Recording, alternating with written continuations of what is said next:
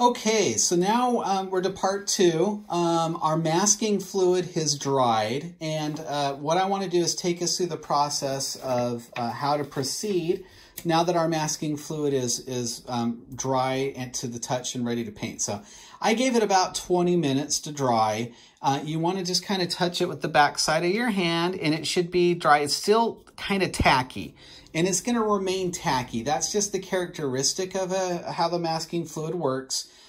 You don't want it to lift up on your hand, but it can stay kind of sticky, like, say, the bottom of a dirty theater, all right? Sorry for the image, right? Back in the days, we didn't know how good we had it, right? Back in the days of visiting a movie theater when your feet stuck to the ground. Well, that's kind of what masking is to watercolor, okay?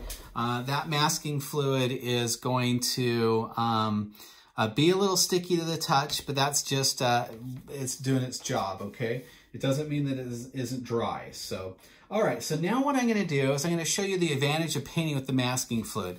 So if we come back to my thumbnail right here, eventually my goal is to paint this in blue, right? I made mine a little bit more complicated. I threw a couple clouds in, not much because the drawing wasn't much, right? But anyway, you get the basic idea. So what I'm gonna do is I'm gonna come in here, I'm gonna paint in my background, but the nice thing is the masking fluid's gonna protect my clouds from getting paint. So I'll still have that white. So I'm gonna show off the mop brush I was talking about right here. So check out how much pigment this guy can carry, right? So this brush, like, I won't even have to reload it at all. This brush is so impressive. It carries so much pigment. Okay, so here's what I'm gonna do. You might be like, oh, don't paint over the bird, don't paint over the trees. You know what? I don't care. I can, because for two reasons. I masked over the areas that I'm not worried about, and I'm playing a game of light to dark, right? So I can go like this, and I can paint right over my bird, no problem, because that bird is gonna ultimately do this, right?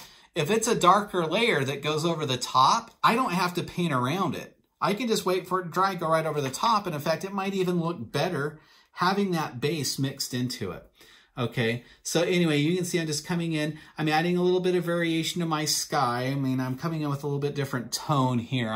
I'm being conscious to try not to make it all the same, you know, because sometimes if you make it all the same, it'll become really dull to the viewer. In fact, well, why don't I talk the talk and do it here, you know? So I'm gonna grab a little bit of orange and I'm gonna add it up in this corner here. Turning yellow with the other color, but I like it. Okay, so now I've got this variation, right? Coming from here to here. It's a little bit, it's subtle, but that's all I need to do. It's a little more red here. It's a little bit more blue here. It's a little bit more yellow-green over here. That's gonna be a lot more eye-catching to the viewer than just laying down a big old solid blue, especially in this stage, right? I'm going right over the blue, right over the bird. I don't care, I could go right over the tree. That doesn't matter either, okay, in this process. So now I've gone over the bird here. The nice thing is, as you know, my straw here has been masked. The red is going to be darker than the sky color. So that doesn't matter if I necessarily go over the top of it there or not, okay?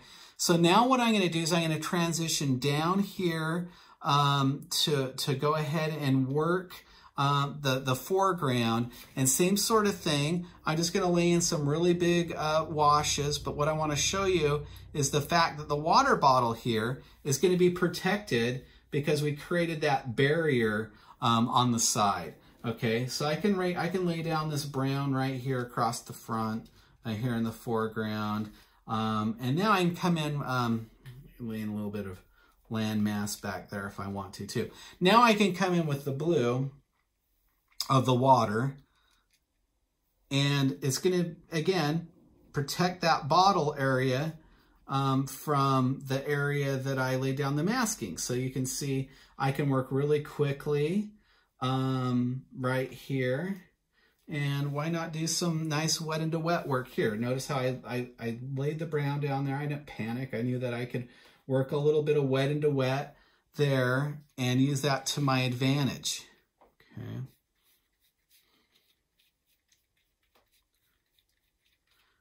All right, so there's a really quick wash, and you get the idea of the masking fluid. You can see how it's not going into these areas because I masked that in. So I'm gonna try to work real quick for you here. And then I can just mask in my trees here. I'm not really super worried about being precise at this stage. I'm working kind of my lighter tones. I'll glaze down to a darker layer later, right? I'm just coming in and masking in my bigger tones. You can see for the purpose of this demo, I didn't come in and do the water bottle because I wanted to show you how it actually would stop the watercolor from working. But knowing that this is a clear plastic transparent bottle, I'd actually probably want to bring some of that same tone in here. But anyway, you get the idea. So I could preserve some of my whites like that. So this is my first real basic wash, and that's about all I really need to do in this stage. What I would probably do next is try to be patient and let this the wet stuff dry, and then continue to glaze time and time again. So what I'm going to do off camera is a little bit of work, so you're not watching paint dry literally here. But just to give you an idea, I can easily come in and start to paint my bird, right? I'll preserve the beak and the legs because I want those to be yellow. The straw there, I'll kind of maintain a little bit of barrier too. I could definitely make this a little bit darker value. I'm a little timid there, but I can glaze up to that too. So anyway, you can see why I love these mop brushes. I mean, it's just pounding the paint down there. I mean, look at how much paint I can squeeze out. But anyway, I love this brush. Okay, you do have to kind of pay, but if you're gonna get really serious into watercolor, it's a worthy investment. Okay, I probably want to be careful not to work much more than that because what's going to happen is I'm going to start overworking my image, right? So what I'm going to do is I'm going to stop this video. I'm going to go zap it with the hairdryer and get myself into a place where I can do a little bit more glazing, perhaps. And then I'm going to show you how to use the pickup eraser to take off the masking fluid. Okay, thanks. Hang in there. We're getting towards the end. Woo!